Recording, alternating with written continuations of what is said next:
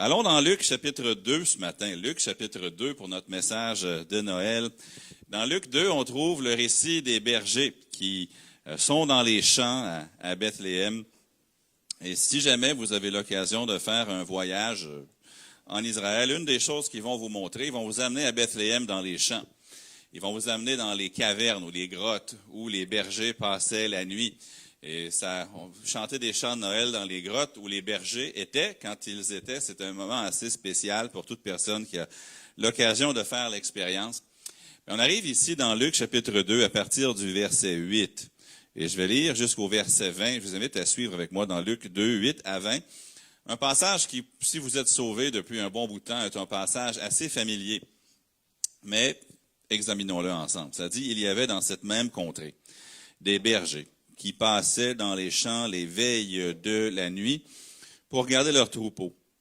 Et voici un ange du Seigneur leur apparut, et la gloire du Seigneur resplendit autour d'eux. Ils furent saisis d'une grande frayeur, mais l'ange leur dit, ne craignez point, car je vous annonce une bonne nouvelle, qui sera pour tout le peuple le sujet d'une grande joie. C'est qu'aujourd'hui, dans la ville de David, il vous est né un sauveur, qui est le Christ, le Seigneur.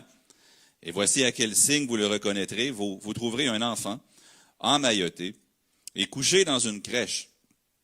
Et soudain, il se joignit à l'ange une multitude de l'armée céleste, louant Dieu et disant, « Gloire à Dieu dans les lieux très hauts, paix sur la terre et bienveillance envers les hommes. » Lorsque les anges les eurent quittés pour retourner au ciel, les bergers se dirent les uns aux autres, « Allons jusqu'à Bethléem et voyons ce qui est arrivé, ce que le Seigneur nous a fait connaître. » Ils y allèrent en hâte, ils trouvèrent Marie et Joseph et le petit enfant couché dans la crèche.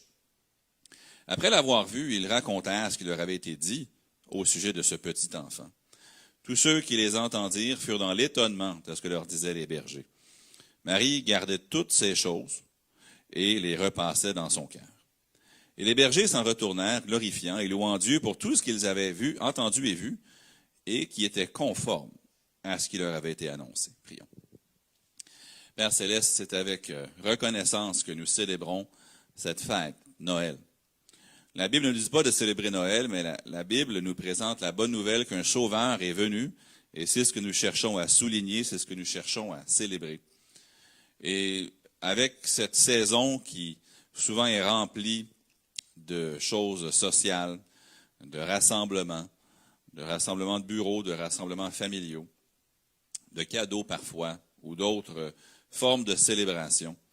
Aide-nous dans les instants maintenant qui suivent, et vraiment tous les jours, mais même dans les prochains moments particulièrement, à mettre de côté tout ce qui est folklorique, tout ce qui est féerique, et seulement retenir ce qui est biblique, et de vraiment regarder dans la Bible et voir ce que Jésus a fait pour nous. Et même si quelqu'un est déjà un chrétien, une chrétienne, que tu puisses rafraîchir notre appréciation pour ce que Jésus a fait et raviver notre espoir aussi que ça nous apporte.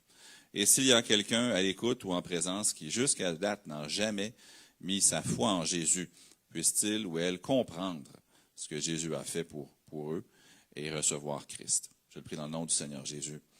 Amen. Le même jour où Jésus est né à Bethléem, on voit qu'il y a des bergers dans les champs qui font leur travail. Ce ne sont pas des gens très populaires. Ce sont des gens, franchement, qui n'étaient pas tellement aimés. C'est des marginaux.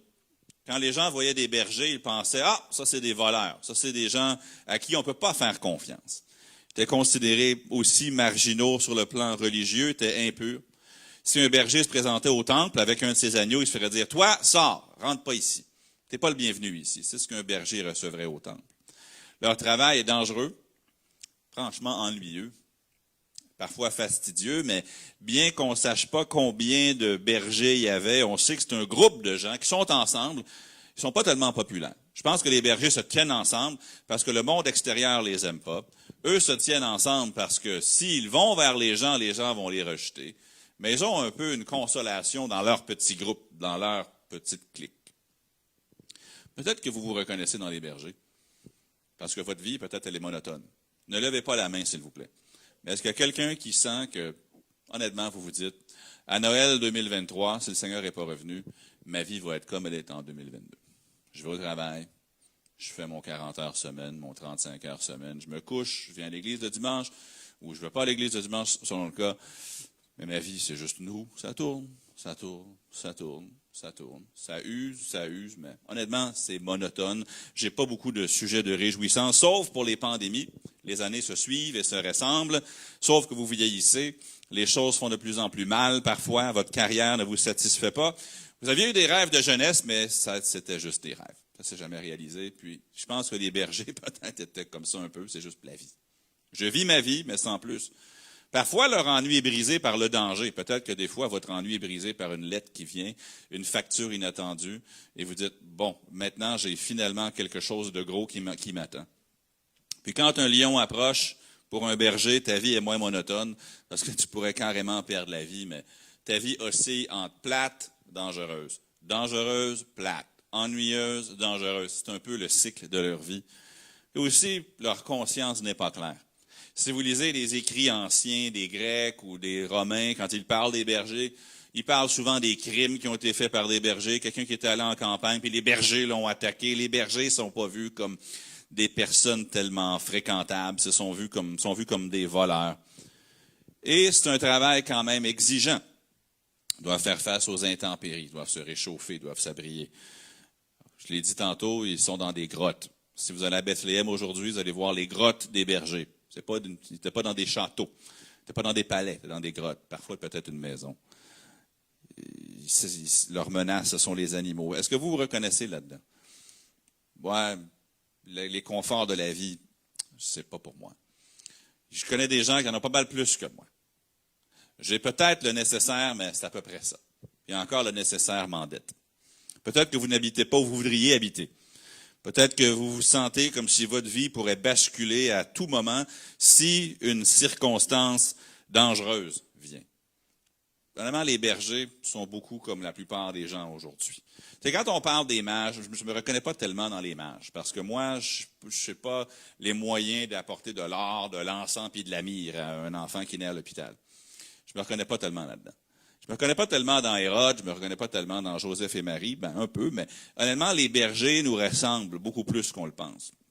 Mais c'est à ces simples personnes-là que le Seigneur apparaît.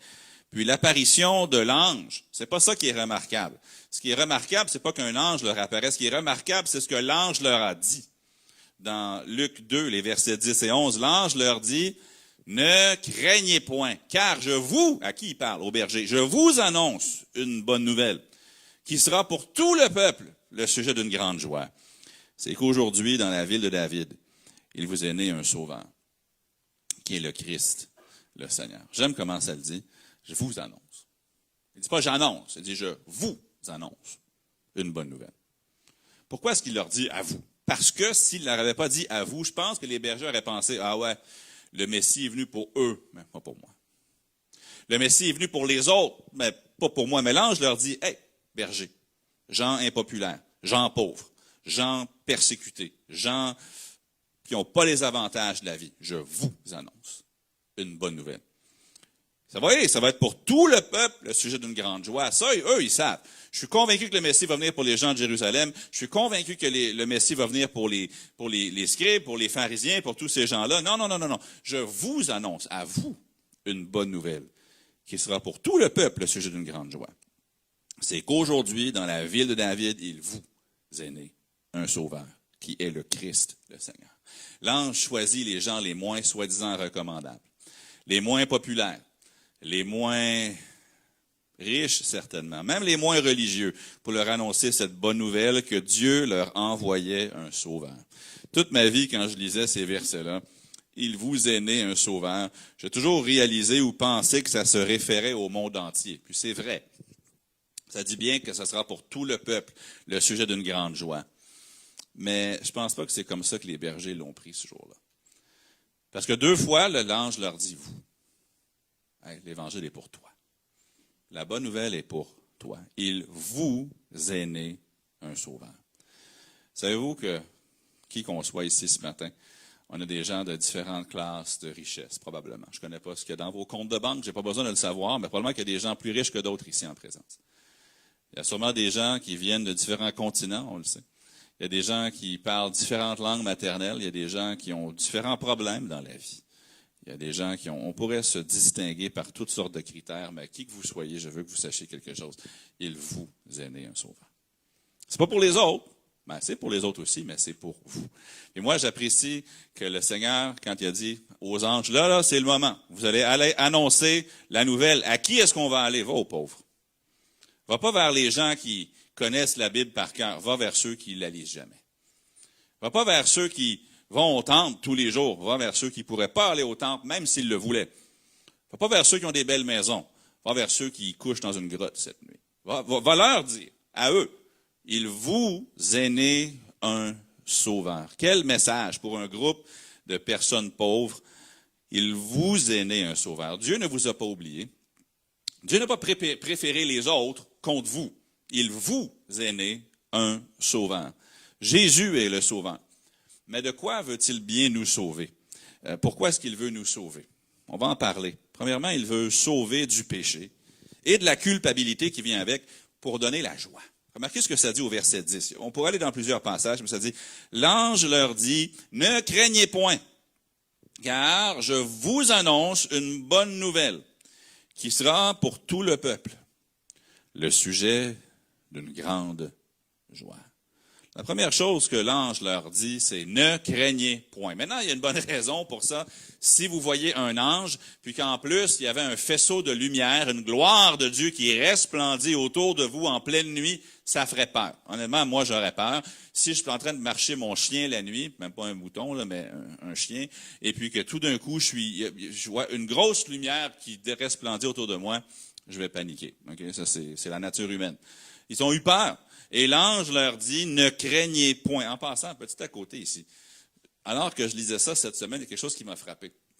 Peut-être que je suis le seul sur la planète qui n'avait jamais pensé à ça auparavant, donc si oui, pardonnez-moi.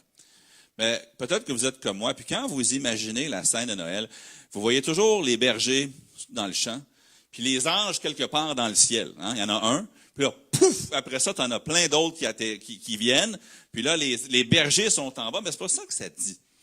Ça, c'est quelque chose qu'on a créé, mais ça ne dit pas que l'ange, premièrement, était dans le ciel. Ça dit qu'il leur est apparu. Ça dit ici, un ange leur est apparu. Il est où l'ange? Est-ce qu'il est dans le champ avec eux ou est-ce qu'il est dans le ciel? La Bible ne le dit pas. Ensuite, ça dit plus tard qu'il y avait une multitude de l'armée céleste qui apparaît, mais encore là, il aurait pu être dans le champ. Il n'était pas nécessairement dans le ciel.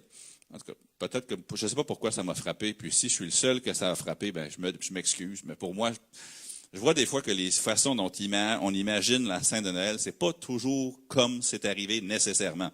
Mais l'ange leur apparaît. Personnellement, s'ils ont une conversation comme ça, je pense que l'ange est venu directement vers eux.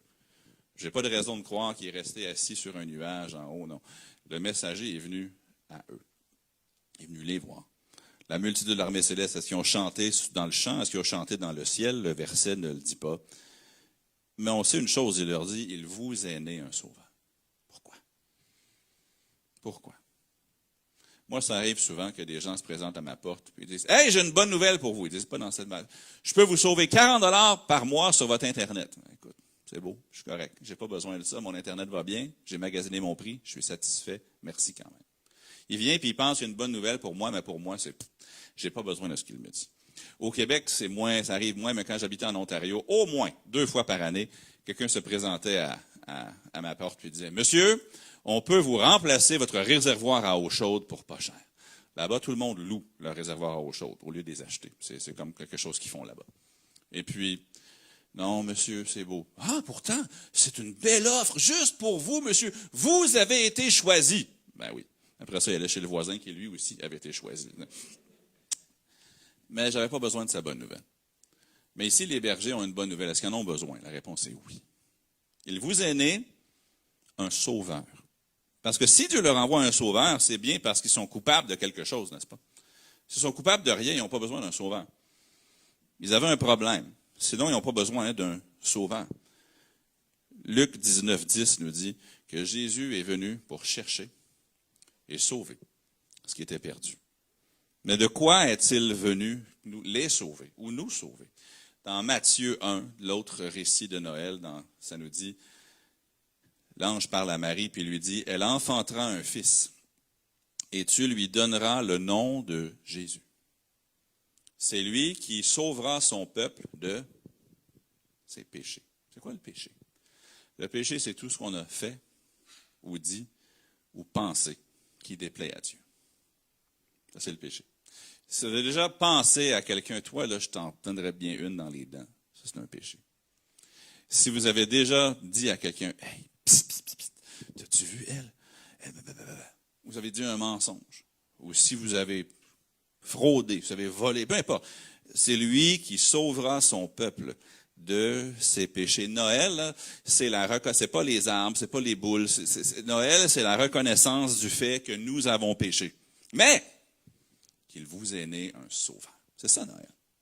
Quand on pense à Noël, on pense justement aux décorations de Noël, aux lumières. Mais savez-vous que chaque année, quand ma famille on fait nos décorations de Noël, il y a certains éléments qui me viennent en tête qui représentent très bien Noël. Maintenant, tout de suite, on va penser à l'arbre. Les gens vont penser aux lumières. Peut-être vous en avez sur votre maison, sur votre clôture, je ne sais pas. Mais il y a deux éléments que quand je les sors, ça me fait penser à Noël. La première, c'est les boules de Noël. Maintenant, c'est pas tellement le fait que la boule est là. Vraiment, chaque année, peut-être que c'est juste chez les Léveillés que ça arrive, là, mais chaque année, quand j'ouvre la boîte, il y a des boules qui sont cassées. Demandez-moi pas pourquoi. Je ne sais pas s'il y a quelque chose qui entre dans les boîtes toute l'année quand on n'y touche pas, puis les boules brisent. Mais à peu près à chaque année, on en jette une, deux ou trois. Ou des fois, on les répare. Mais les boules de Noël, on dirait que c'est excessivement fragile. Ils peuvent le faire en verre, ils peuvent le faire en n'importe quoi. On a certaines boules qui ont des significations extrêmement personnelles. Peut-être qui nous l'a donné ou ce que ça représente, un événement que ça représente, puis on les garde avec soin, on les emballe dans plusieurs couches de papier et tout. Mais les boules de Noël, ça casse. Souvent, c'est juste le haut de la boule qui se défait. Puis là, ensuite, tu dois le remettre pour pouvoir l'accrocher. Mais vous savez, le Seigneur Jésus, il n'est pas venu pour tout ce qui était beau et prêt à accrocher. Il est venu pour ce qui est brisé. Le Seigneur Jésus, il est venu pour ce qui est cassé. Peut-être que vous voyez votre vie, peut-être des relations passées, peut-être des relations avec vos enfants adultes, peut-être un mariage passé, peut-être des erreurs de vie que vous avez faites, que vous avez payé le prix pour. Peut-être que c'est des choses criminelles, peut-être que c'est des choses financières, peut-être que c'est des choses sociales. Je ne sais pas. Il n'y a personne ici qui a une vie parfaite. Personne. Tout le monde est cassé, brisé, fêlé, d'une façon ou d'une autre. Mais Jésus, il est venu pour chercher et sauver ce qui était perdu. Il n'est pas venu simplement pour ce qui était beau et qui était parfait. Il est venu pour vous, il est venu pour moi, des gens imparfaits, des gens qui avaient des besoins, puis il est venu pour... Puis Jésus, quand il vous trouve une boule de Noël ou une personne là, dans mon image qui est cassée, il ne la jette pas. Il la recolle, il la met ensemble, puis il l'accroche comme un trophée de sa grâce. C'est ce que Jésus fait. Vous êtes ici, vous êtes à l'écoute, puis vous dites, moi, ma vie, là, si vous saviez vraiment d'où je viens, puis vous savez vraiment ce que j'ai fait, vous diriez, il n'y a pas d'espoir pour elle ou lui. Jésus n'est pas comme ça. Il est venu pour chercher et sauver ce qui était perdu. Même quand les gens l'accusaient, « Hey, pourquoi tu te tiens avec du monde de même? Pourquoi tu vas vers les gens qui sont sous, puis les gens qui se prostituent, puis les gens qui font des crimes, puis les gens qui font des fraudes? Pourquoi tu soupes avec eux? » Jésus a regardé des gens super religieux dans la face et il leur a dit, « Ceux qui se portent bien n'ont pas besoin de médecin, mais ceux qui sont malades. En d'autres mots, laissez-moi tranquille, c'est pour eux que je suis venu. » Parce que Jésus, quand il trouve quelque chose qui est brisé, il le répare. Puis une fois qu'il l'a réparé, il ne le cache pas derrière l'arbre. Il le met pour que tout le monde puisse voir.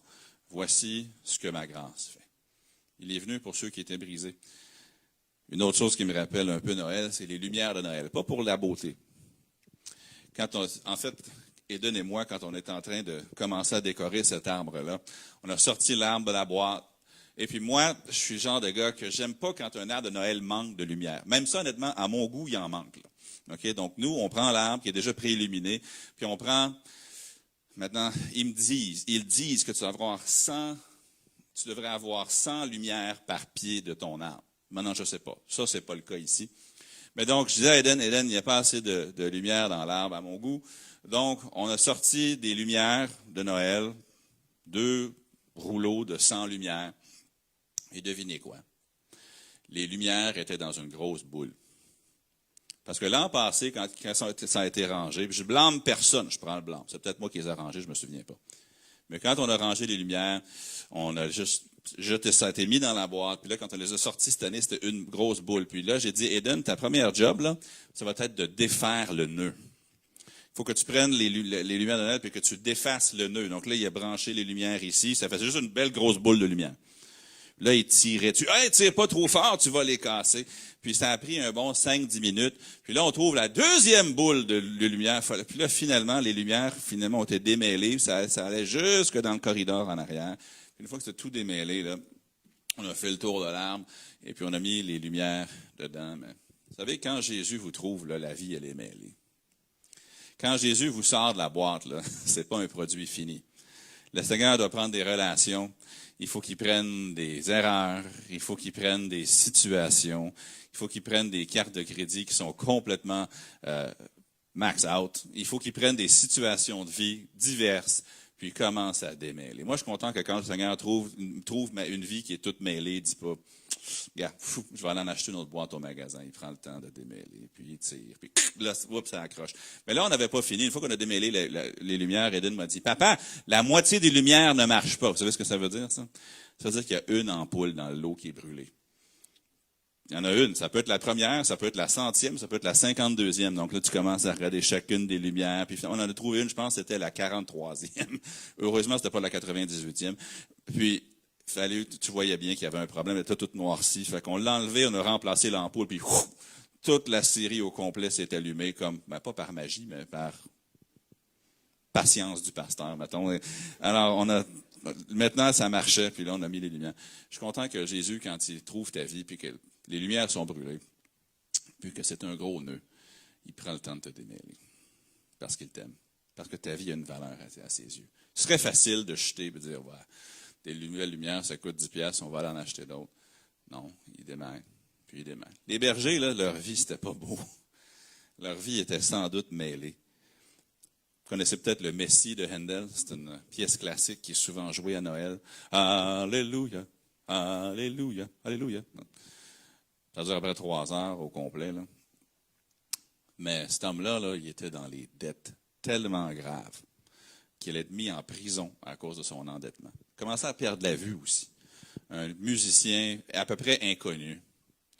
La vie est en lambeaux. La vie allait mal. Comme je vous dis, non seulement il fait face à l'aveuglement, mais il fait face à la prison à cause de son endettement en Angleterre ou en Europe. Et par la grâce de Dieu, en 3 semaines, 21 jours, il a réussi à écrire le grand oratorio qu'on appelle le Messie de Handel. C'est comme si Dieu lui avait juste donné comme ça, puis il réussit à le mettre par écrit. Ça a complètement changé sa vie. Puis quand ils lui ont posé la question plus tard, quelle était la raison ou l'ingrédient qui a fait que vous avez pu composer cette magnifique pièce sur la vie de Jésus? Il a dit, la joie. C'est à cause de la joie que j'avais. Malgré ses circonstances, il avait la joie. Malgré ce qui se passait dans sa vie, il avait la joie.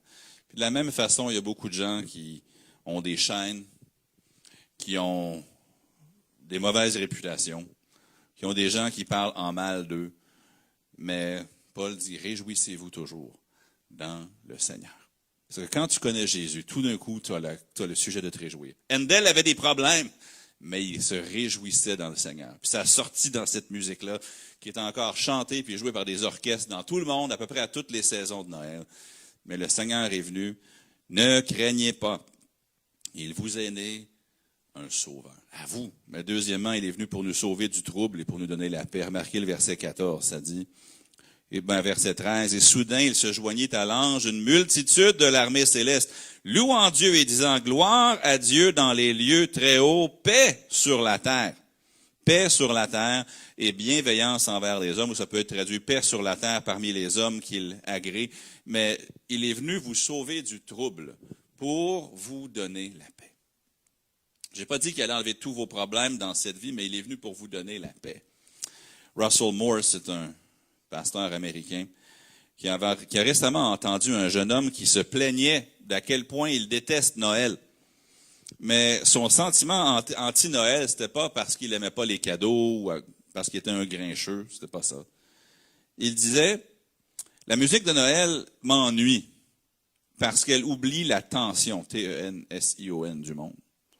Pour ce jeune homme-là, les paroles plutôt vides parfois des chants de Noël ne se rapportaient pas vraiment au malheur qui se trouve dans le monde. Lorsque Siméon, le prophète, a vu l'enfant Jésus au temple, il n'a pas dit « Ah, je vous souhaite un beau Noël ». C'est pas ça qu'il dit. Il a parlé d'un sauveur. Quand les anges sont venus ici, ils n'ont pas dit « Hey, on vous souhaite une super de belle année, puis on vous souhaite vraiment un beau Noël rempli de bonheur, puis plein de cadeaux. » C'est pas ce qu'ils ont dit. Ils ont dit « Il vous est né un sauveur ». Pourquoi? Parce que vous avez un problème. C'est quoi ce problème-là? C'est le péché. Puis le jeune homme, il se plaignait de la musique de Noël parce qu'on chante « Vive le vent, vive le vent, vive le vent d'hiver », quand ça n'a vraiment rien à voir avec le vrai problème de l'homme. Quand il y a des femmes qui sont battues, puis qu'il y a des enfants qui sont délaissés, puis qu'il y a des pays qui envahissent d'autres pays, puis que vous avez juste à regarder n'importe quel jour, aller dans n'importe quel journal, vous allez voir une photo de quelqu'un qui crie parce que leur vie vient de tomber en morceaux. Vous allez voir quelqu'un qui est mort. Vous allez voir une famille à Montréal qui a perdu son jeune, son enfant. Il y a des tragédies partout, puis nous on chante « Vive le vent, vive le vent, vive le vent ». Non, le jeune homme dit « C'est pas ça. Noël, ça peut pas être ça ». Mais Jésus, il est venu pour prendre un monde brisé et pour apporter la paix. La paix. Il n'y avait pas beaucoup de paix dans la vie de ces bergers-là. Les Romains tuaient qui ils voulaient. Tu voyais des soldats romains qui arrivaient, là, il n'y avait pas de fusil, il n'allait pas avoir des tueries, mais ils pouvaient te prendre, ils pouvaient te tuer. Si le roi s'inquiétait de quelque chose, il pouvait faire tuer un village, personne ne se plaindrait. Il y avait des émeutes, toujours à Jérusalem. Il y avait des émeutes en Galilée. Il y avait des émeutes contre les Romains. Les Romains envoyaient leur armée, tuaient tout ce qui respirait, puis ça faisait beaucoup de morts. La paix, dans ce monde-là, mais oui, Jésus est venu pour amener la paix dans ce monde. Ça serait long à développer, mais la Bible enseigne que le jour vient où Jésus va établir dans ce monde une paix absolue. La Bible nous dit qu'à cause de la venue de Jésus, après son retour, quand il va revenir, les gens n'auront plus besoin de leurs équipements militaires, ils vont les convertir en équipements d'agriculture. Ils n'auront plus besoin de leurs lances, ils n'auront plus besoin de leurs épées. Ils vont transformer ça en royaux puis en serpes. Parce qu'ils n'auront plus à faire la guerre. Ils vont simplement faire des choses productives et utiles, avec Jésus comme roi. Jésus est venu pour prendre tout ce qui peut aller mal dans le monde. Les injustices, ça va être fini. Le racisme, fini. Les guerres, fini. La pauvreté, fini. C'est ce que Jésus va faire. Il en parle abondamment dans le livre d'Ésaïe, il en parle dans le livre d'Ézéchiel, il en parle dans l'Apocalypse, il en parle à plusieurs endroits. Jésus va venir établir une paix absolue. La première fois, il est venu pour pardonner le péché, puis il revient bientôt pour établir la paix. Pour établir la paix. Puis l'ange dit au berger, paix sur la terre et bienveillance envers les hommes. Mais la Bible enseigne aussi que les seules personnes qui vont voir ce monde de paix, ce règne de paix, sont ceux qui auront reçu Jésus comme leur sauveur. Ceux qui ont reconnu qu'ils sont pécheurs, ceux qui ont reconnu que Jésus a tout payé leurs péchés, qu'il leur est né un sauveur, et qui vont lui demander de pardonner leurs péchés, ce sont ces gens-là qui vont voir ce règne de paix. Et je ne vous ai même pas encore parlé du ciel. J'ai juste parlé de ce qu'il y a sur la terre. Le ciel, c'est encore mieux. Jésus est le sauveur. Oui, il nous sauve de nos péchés. Et lorsqu'il nous sauve de nos péchés, il nous sauve aussi d'un monde de haine pour nous préparer une place dans un monde de paix. Mais troisièmement, il nous sauve aussi du doute pour nous donner la vérité. Remarquez la fin du verset 20. Quand je lisais le texte tantôt, j'ai essayé de mettre en relief la fin du verset 20. Et les bergers s'en retournèrent, glorifiant et louant Dieu pour tout ce qu'ils avaient entendu et vu, et qui était conforme à ce qui leur avait été annoncé. Sauver du doute pour donner la vérité. Avez-vous de la misère à croire les gens? Quand vous lisez quelque chose dans le journal, le croyez-vous vraiment? Si le premier ministre dit quelque chose, dites-vous, « Hey, ils vont le faire! » Probablement pas. Êtes-vous un peu désabusé parce que tout le monde qui prend la parole à la télé, à la radio, dans un journal, dans une école, peu importe où, tout le monde a un agenda. Tout le monde veut vous twister vers leur point de vue, puis vous ne savez pas vraiment qu'est-ce qui est vrai, vous ne savez pas qu'est-ce qui est faux. Un des gros mots à la mode, c'est le mot désinformation. Les gens se plaignent, Twitter laisse aller n'importe quoi. Avant, ils se plaignaient que Twitter bloquait tout. Là, on n'est jamais content. Il y a trop d'informations, il n'y a pas assez d'informations. Ils font une commission d'enquête aux États-Unis pour voir comment les grands réseaux sociaux ont empêché certains points de vue d'être avancés avant l'élection, blablabla. Bla, bla, bla. Les gens perdent confiance. Les gens perdent confiance en à peu près tout. Mais ça dit ici que lorsque l'ange leur a parlé pour le message de Dieu, ils ont vu que c'était conforme à ce qui leur avait été annoncé. En fait, l'évangile de Luc, dans son entièreté, a été écrit parce que Luc voulait que ses lecteurs sachent avec exactitude les choses qui concernent Jésus-Christ. C'était son but. Il le dit au début du livre. Les choses conformes à la vérité, c'est rare. Puis je rends grâce à Dieu parce que Jésus est venu, il m'a donné quelque chose de vrai. Quelque chose de digne de confiance. Quelque chose qu'à chaque fois que j'ai voulu mettre ce livre-là à l'épreuve, il a passé le test. À chaque fois que j'ai lu ce qui était écrit, c'était conforme à la vérité. Jésus est le Sauveur, il nous sauve du péché. C'est-à-dire qu'il est venu donner sa vie pour qu'on puisse avoir nos péchés pardonnés. Il promet à tous ceux qui l'acceptent un monde de paix à venir, et même pas seulement un monde terrestre de paix, mais l'éternité au ciel en plus. Mais il promet aussi, il est venu sauver ces gens-là du doute pour donner la vérité. Il nous donne la vérité pour la vie. Vous voulez la vérité sur comment être heureux, vous la trouvez dans la Bible. Vous voulez trouver la vérité sur comment être satisfait, c'est dans la Bible. Vous voulez trouver le secret, la vérité sur comment élever des enfants, c'est dans la Bible. Vous voulez la vérité sur comment avoir un sens pour votre vie, c'est dans la Bible. Vous voulez la vérité, c'est dans la Bible. Il est venu et vous allez voir que tout est conforme à ce qui nous est annoncé. Les bergers, ce n'étaient pas des gens fiables. Quand un berger parlait, les gens disaient pas sûr que c'est vraiment vrai, c'est un berger qui le dit. Mais les bergers sont allés voir, puis c'était conforme à ce qui leur avait été annoncé. Vous savez, les gens ont soif de certitude. Les gens ont soif de certitude. Le débat se fait souvent à Noël. Est-ce que dans le magasin, la caissière devrait dire « Joyeux Noël » Est-ce qu'elle devrait dire « Joyeuse fête » En anglais, c'est « Merry Christmas » ou « Happy Holidays ». Maintenant, en anglais, ils vont dire des fois « Season's Greetings ». Ça veut dire « Les salutations de la saison ». Puis là, si quelqu'un dit « Joyeux Noël », moi, je ne crois pas à Noël. Puis si quelqu'un dit « Joyeuse fête », on dit « Joyeux Noël ». Il y a toujours ce débat-là. Donc, il y a des sondeurs qui ont décidé de voir qu'est-ce que les gens préfèrent exactement. Est-ce que les gens aiment mieux se faire dire « Joyeux Noël » Est-ce que les gens aiment mieux une carte qui dit « Joyeuse fête » Et puis, ils ont fait l'étude sur les cartes de Noël les plus populaires. Aux États-Unis, ils s'envoient environ 1,6 milliard, pas millions, milliards, de cartes de Noël à chaque année. Toute une industrie. Si vous voulez faire de l'argent, faites des cartes de Noël.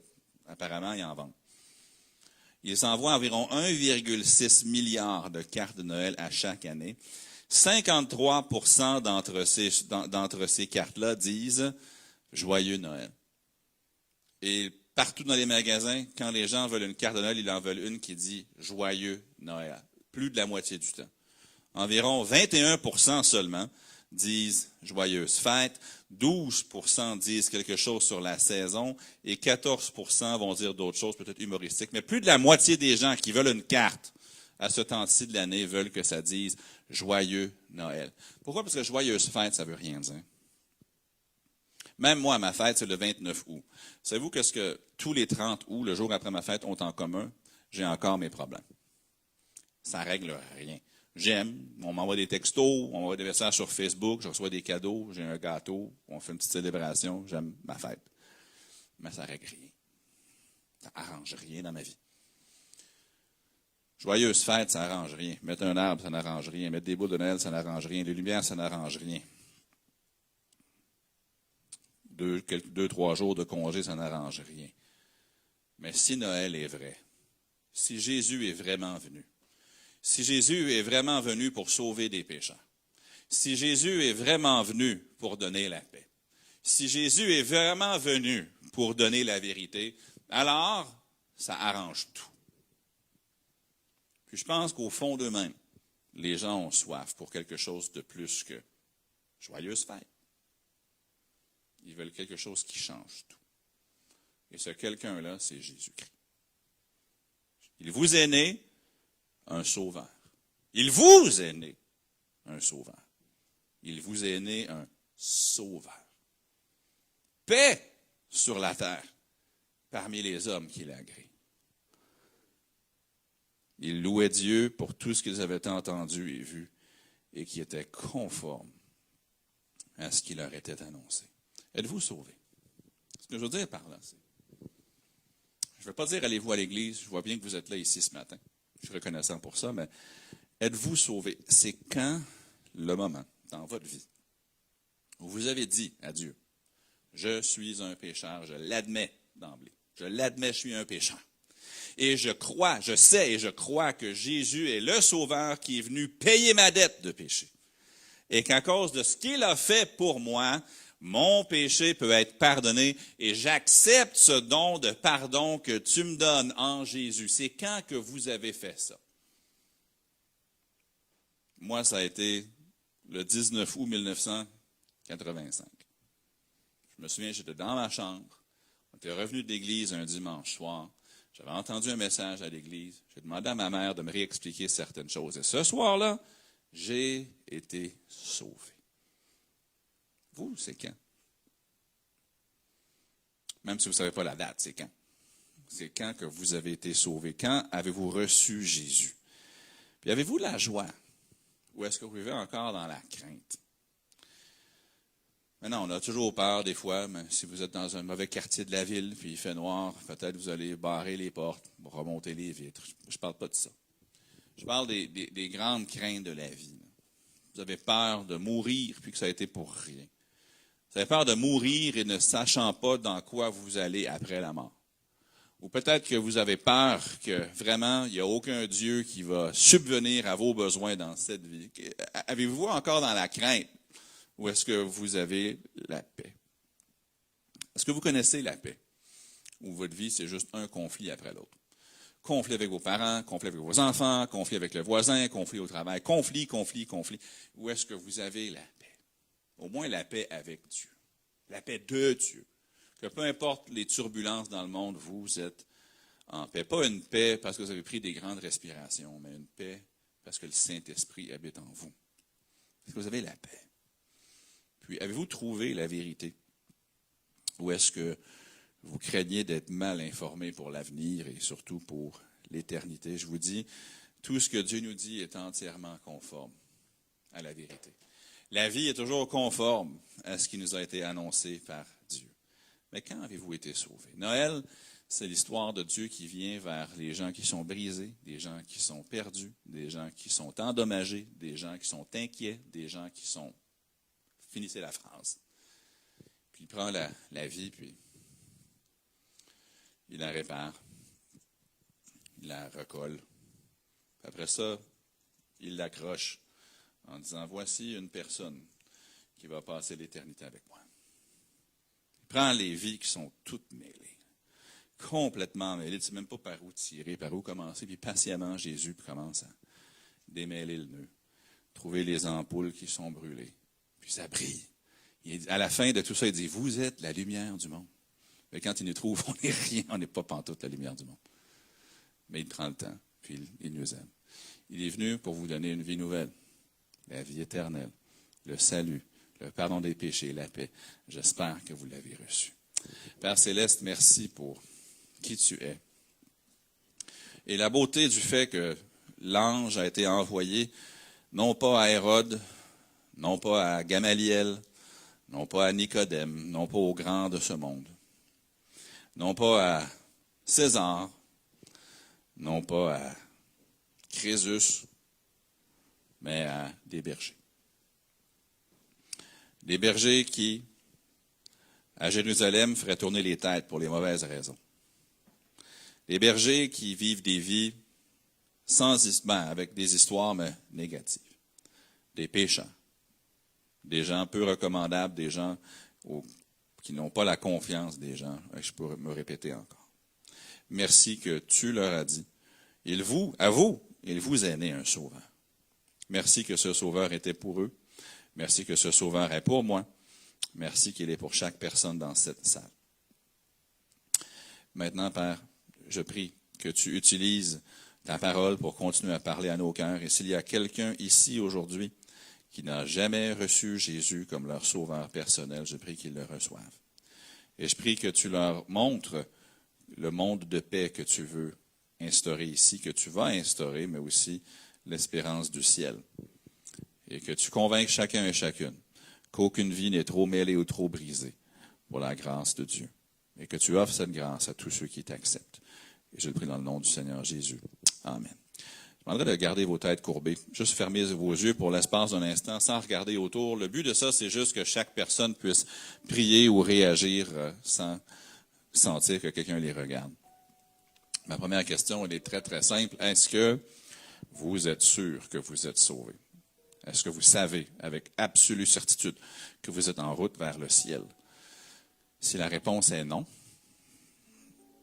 j'aimerais que vous veniez me parler avant de quitter les lieux aujourd'hui. Parce que j'aimerais, soit moi ou quelqu'un, vous montrer comment vous pouvez repartir d'ici avec une entière certitude que vous êtes un enfant de Dieu, que vous avez reçu ce Sauveur. Si vous l'avez déjà reçu, je vous invite à prendre un instant pour lui dire merci. Merci de m'avoir sauvé. Merci de ne pas m'avoir rejeté. Merci de ne pas avoir pris ma vie brisée puis la jeter, mais tu l'as réparée. Ou tu es en train de la réparer. Merci que tu n'as pas vu ma vie toute mêlée puis tu m'as rejeté. Non, merci que tu prends le temps de me démêler puis de me donner un sens. Prenez le temps de lui parler.